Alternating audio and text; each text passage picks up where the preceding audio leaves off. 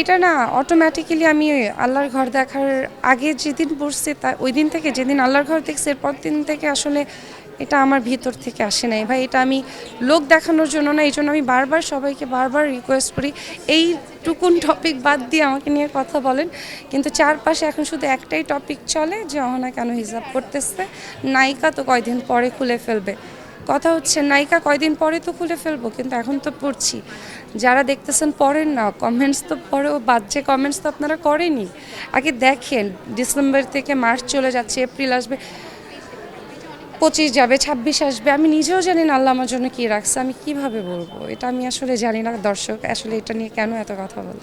আপনি কোথায় যাচ্ছেন, কি খাচ্ছেন, কার সাথে প্রেম করছেন, কোথায় বিয়ে হচ্ছে, এরকম এটা কি আপনার জন্য একটা কি পীড়া দেয় যখন বলে যে মিডিয়াতে বেশি ডিভোর্স হয় বা তারা সাংসারিক না?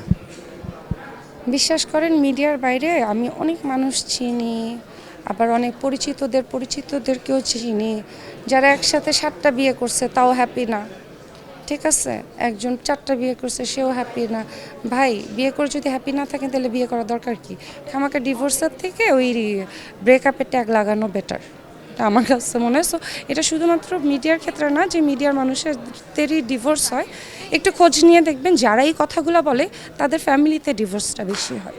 এই জন্যই তারা এই কথাগুলো বলে যে মিডিয়ার মানুষেরটা হয়। আমি শিওর তারা তাদের আশেপাশে এগুলো হয়তো এই জন্য। আমাদের জাহিদ ভাই মৌভাবি এখন পর্যন্ত আছে না, অনেকেই আছে, তৌকির ভাই আছে, বিপাশা হায়াত আছে, তাদেরটা না টেনে আপনারা এমন এমন মানুষদেরগুলা টানেন। আসলে লিজেন্ড তো তারা যাদের মানে বিয়ের বয়সটা অনেক বছর হয়ে যায়। 15 বছর পরে গিয়ে আপনি একটা বিয়ে বলতে পারবেন যে না তাদের সংসার।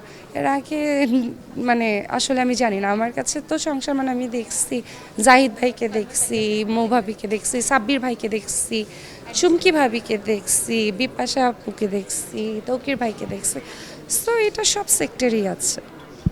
আপু, আপনি নাটকে নিঃসন্দেহে একজন জনপ্রিয় অভিনেত্রী এবং দুর্দান্ত অভিনয় করেন, সিনেমাও করেছেন, কিন্তু একদম প্রমিনেন্ট তারকাদের সাথে মান্না ভাই, সাকিব ভাইয়ের সাথে কাজ করেছেন, কিন্তু অভিনয় এই চলচ্চিত্রে কেন নিজেকে কন্টিনিউ করলেন না?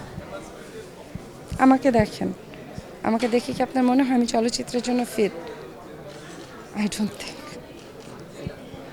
না না না না, ফিল্ম আমি যখন করেছি তখন আসলে ওই সময়ের ফিল্ম আসলে আমার করা উচিত হয় নাই, এখন মনে হয়। এখন যদি আমি করার চান্স পাইতাম তাইলে আমি হয়তো করতাম ভালো, যেহেতু আগে করে ফেলছি। এখন আসলে প্রপোজাল আসলে আমি না করে দিচ্ছি, আমি এখন নিচ্ছি না কোনো। আসলে লাইফটাকে একটু অন্যভাবে সাজাতে চাচ্ছি, তো যে কারণে একটু ডিফারেন্ট। অভিনয় জীবনে কোনো আক্ষেপ আছে আপনার?